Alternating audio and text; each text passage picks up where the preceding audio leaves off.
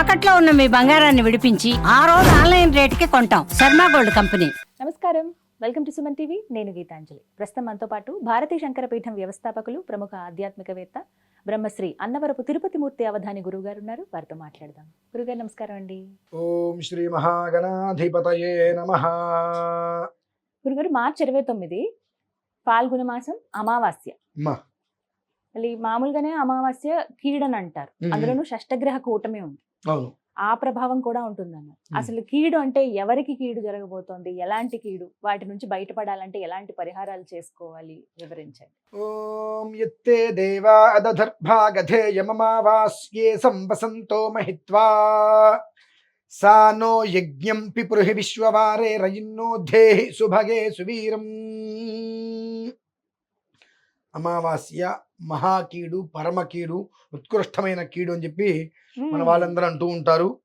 అలాగే ఆ రోజు నాడు ఏదైనా ప్రయోగాలు లాంటివి ఉంటే ఉపసంహారం చేసుకోవడానికి కొంతమంది ప్రయత్నం చేస్తూ కొన్ని ప్రయోగాలు చేయడానికి చాలా సిద్ధపడుతూ ఉంటారు. చేతబల్లటువంటి చేయడానికి ఎక్కువగా ఆ రోజుని నిర్ణయించుకుంటూ ఉంటారు. నాకు ఇందులో అర్థం కాని విషయం ఒకటి ఉందండి. ఒక నెలకి 15 తిథులు, అంటే ఒక పక్షానికి పౌర్ణమి నుంచి అమావాస్యకి 15, అమావాస్య నుంచి పౌర్ణమికి 15. ఈ పౌర్ణమి అమావాస్య ఈ రెండు పక్కన పెట్టేస్తే 28. ఈ రెండు కలిపితే 30. ఇంకా చెప్పాలంటే 14.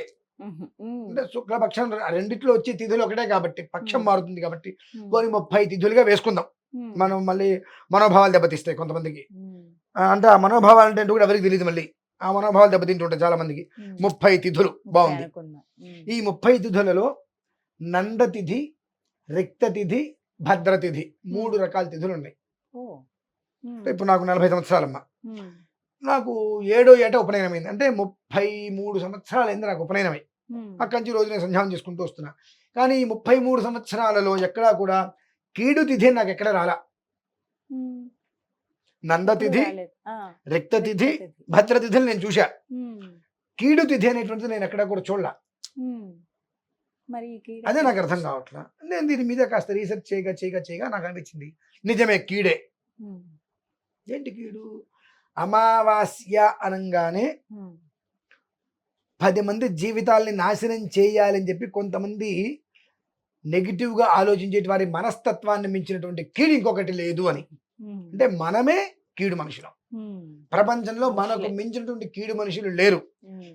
ఆ కీడు నేను కీడు అని చెప్పుకుంటే నన్ను ఎవరి దగ్గరికి రానిది కాబట్టి అమావాస్య కీడు అనేటువంటిది మనం చెప్పుకుంటూ ఉంటాం. కానీ అమ్మా, అమావాస్య చాలా అంటే చాలా ఉత్తమమైనటువంటిది,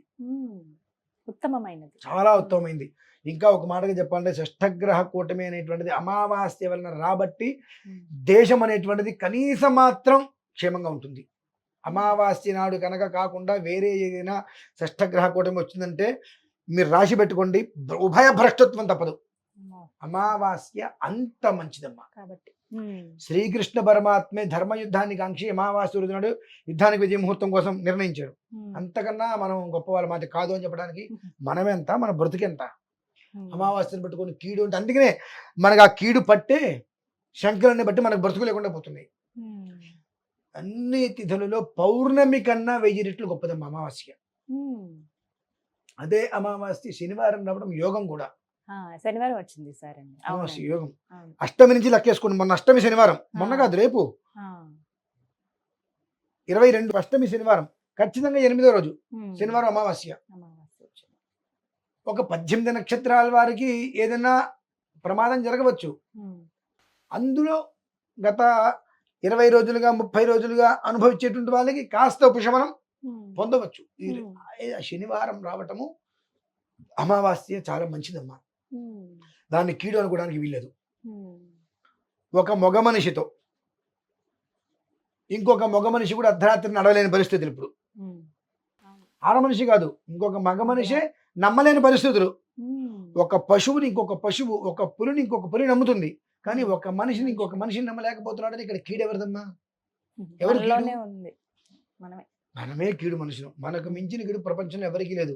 కానీ ఆ విషయాలు చెప్పుకుంటే మనలతో మాట్లాడరు, మనల్ని వెలేస్తారు. కాబట్టి అమావాస్య కీడు, అమావాస్య కీడు కదా, అందుకనే అనర్థాలు జరిగి వీడే వ్యధ పనులన్నీ చేస్తాడు. మళ్ళీ చేసే దుర్మార్గ పనులన్నీ వీడే.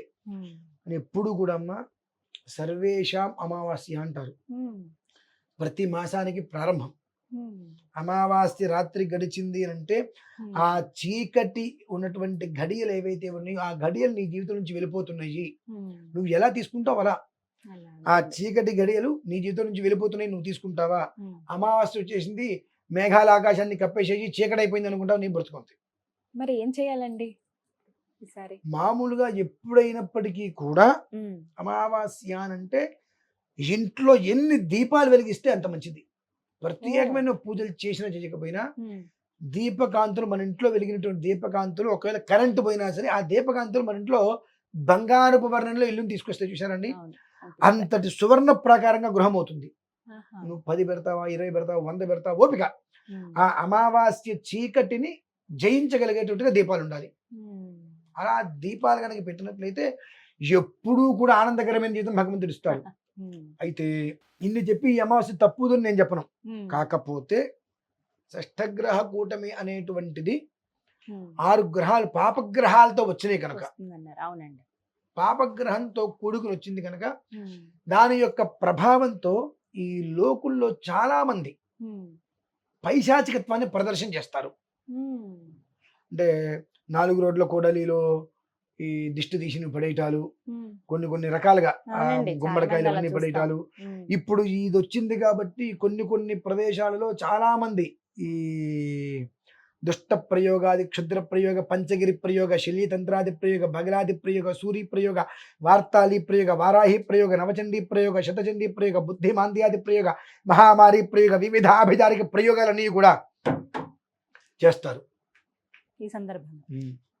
ఎందువల్లనంటే మరలా ఇటువంటిది ఇంత తొందరగా రాదు కాబట్టి ఎన్నో రకాల జీవాలని హింసలు చేసి ఆ రక్తంతో తర్పణ చేసి క్షుద్రాలకి ఏదో తంత్రశక్తిని సాధించుకోవాలి, అందరినీ కూడా వశం చేసుకోవాలి, వశీకరణ చేసుకోవాలి, మన గుప్పెట్లో పెట్టుకోవాలని కొన్ని ప్రయత్నాలతో ఇవన్నీ జరిపిస్తూ ఉంటారు. దాని యొక్క ప్రభావాలు ఏవి కూడా మన యొక్క పరిసరాలని కూడా తగలకుండా ఉండేందుకే ఇన్నిసార్లు ఇన్ని వివరాలుగా అక్కడికి వెళ్ళండి, కామాఖ్య అమ్మవారి దగ్గరికి వెళ్ళండి, ఈ అమావాస్య రాత్రి అక్కడ నిద్ర చేయండి. రాత్రికి ఉదయానికి 2 చోట్ల ఉంది అమావాస్య. 28 రాత్రి వచ్చింది, 29 ఉదయం. సూర్యోదయానికి రాత్రి ఉన్నదే సాధారణంగా అమావాస్య లెక్కిస్తారు కదండి. తంత్రశక్తికి రాత్రమ్మ, మంత్రశక్తికి ఉదయం. కాబట్టి ఇప్పుడు రాత్రి ఉంది, ఉదయం ఉంది, సూర్యోదయానికి ఉంది కనుక ఈ దుర్మార్గమైనటువంటి లక్షణం కలిగినటువంటి మనుషులు, విచిత్రం తెలుసా అండి, ఈ దుర్మార్గమైన మనుషులు మెల్లో ఇన్ని రకాల తాయితులు కట్టుకొని మంచి చుట్టూ తిరగరు. నార్మల్ గా గొలుసు వేసుకుంటారు, చూస్తే చాలా ఉత్తములాగా కనిపిస్తున్నారు అన్నట్టుగానే ఉంటారు.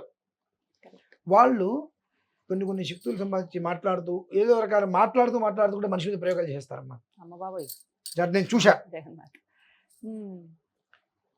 అటువంటి ప్రయోగాల నుంచి కనీస మాత్రం ఉపసంహారం కోసమే ఆ రాత్రి అక్కడ నిద్ర చేయమంటున్నా. అంటే మీరు పూజ చేసుకున్నా చేసుకోకపోయినా అక్కడికి వచ్చారు కాబట్టి అది కూడా చేసుకుందాం అనుకోవడం ఇంకా ధర్మం కాదండి.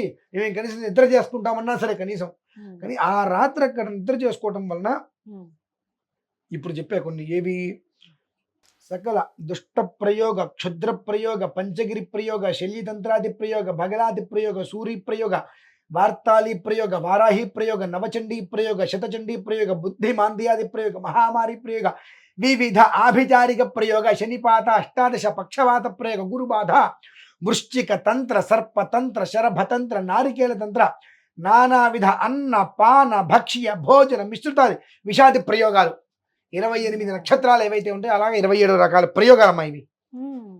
ఈ ప్రయోగాలన్నీ కూడా చేసేటువంటి వాళ్ళు ఉద్యుక్తులు అవుతారు. రేపు అష్టమి నుంచి మొదలు పెడతారు వాళ్ళంతా కూడా.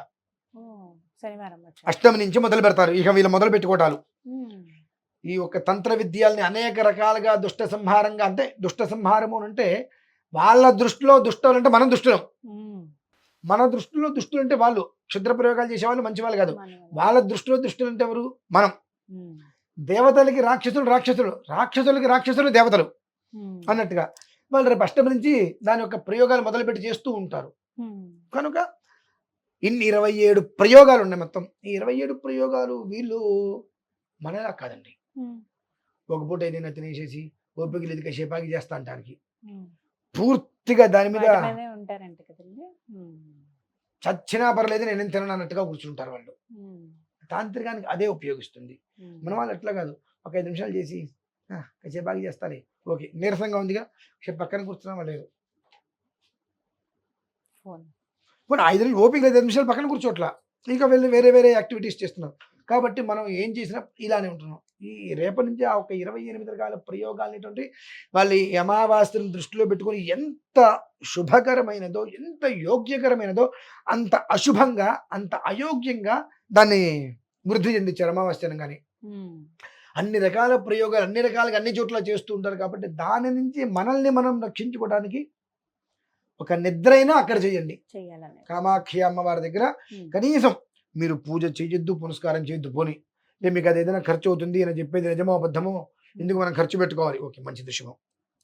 కనీసం మాత్రం ఒక నిద్ర చేసినా ఆ 15-20% బయటపడతారమ్మా. అందులో పాల్గొని అది కూడా మీరు పూర్తి చేసుకోగలిగితే 45% బయటపడతారు. నిద్ర చేసినా కనీసం నిద్ర 15-20% బయటపడతారమ్మా. అదైనా ఉపశమనమేగా, ఏదైనా అంతే. అంత గొప్పదమ్మా. దాన్ని మన వాళ్ళు కీడు కీడు కీడు కీడు అని చెప్పి మనకు మించిన కీడు యావత్ ప్రపంచంలో చెప్పండి. ఇది అడగబోతున్నా అంటే అక్కడ దాకా రాలేని వాళ్ళు అదే పాల్గొన అమావాస్యకి ఏం చేయొచ్చు? ఇళ్ల దగ్గర ఉన్న వాళ్ళు ఒక మాట చెప్తా. మీకు ఇంటర్వ్యూ వచ్చింది, జాబ్ వచ్చింది, ఢిల్లీ వెళ్తారుగా, వెళ్ళరా? ఖచ్చితంగా ఎక్కడికైనా వెళ్తారుగా. అంటే జీవం అవసరం వేరు, జీవితం అవసరం వేరండి. ఢిల్లీలో జాబ్ కోసం వెళ్తారు మీరు, కానీ ఇక్కడ మీకు ఏదైనా సమస్య వచ్చింది అంటే ఇంకో జాబ్ అయినా వెతుకుంటాను పరిగెత్తుకుంటూ మన పిల్లల కోసం ఇంకో దానికోసం వచ్చేస్తాంగా. ఇది జీవం. ఆ జీవం అనేటువంటిది ఉన్నప్పుడు జీవితం ఎలానే వెళ్తుంది. అయితే గర్భవతులు వృద్ధాప్యంలో వచ్చి ఒకవేళ కదలలేని వారి ఉన్నట్లయితే వారి అనుమతి తీసుకొని వారి పిల్లలు రావచ్చు. వారి యొక్క అనుమతి తీసుకొని వారి పిల్లలు రావచ్చు. రెండవ పక్షం ఏంటంటే గోశాల ఎక్కడైనా ఉంటే గోశాలలో నిద్ర చేయటం లేదు, కనీసం గోధూళి ఇంటికి తెచ్చుకొని ఆ గోధూళి పక్కన పెట్టుకొని కనీసం నిద్ర చేయటం అనేటువంటిది ఇంచుమించు అటువంటి ఒక ఫలితాన్ని అది ఇస్తుందమ్మా. అంటే గోధూళికి ఎంత శక్తి ఉందండి. గోశాలకి వెళ్ళి అడగాల్సిన అవసరం ఏముంది, ఆవు తిరిగి మట్టి తెచ్చుకొని ఇంట్లో పెట్టుకున్నా, ఆ ధూళి పక్కన పెట్టుకుని పడుకున్నా అంతటి శక్తి ఇస్తుందమ్మా మనకి. అంటే ఎట్లా ఇది శరీరం శుష్కించి ఏమాత్రం పరిస్థితి ఉన్నప్పటికీ కూడా నేను వెళ్ళగలను, నాకు ఆ పరిస్థితి లేదు కాబట్టి నేను అనారోగ్యంతో అనేక కదలలేని పరిస్థితి రీత్యా నేను వెళ్ళలేనుకున్న వారికి ఇది ఉపశమనం.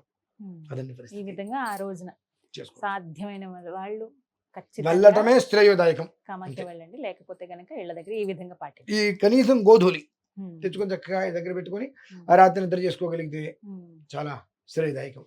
చక్కగా వివరించారండి. ధన్యవాదాలు గురువు గారు.